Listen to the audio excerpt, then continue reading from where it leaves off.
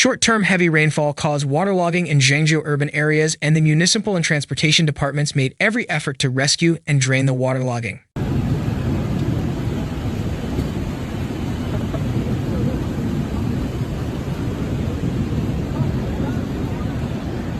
学生吗？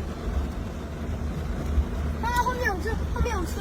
我知道，知道。你爸知道，还没坐上。 Heavy rain in Henan hit the city's street lights in Zhengzhou's main urban areas have been protected from power outages on the evening of July 22. Due to strong convective weather, Zhengzhou city experienced heavy rain and severe water accumulation occurred on several roads in the city. Many residents suddenly discovered that the street lights on the side of the road were not working.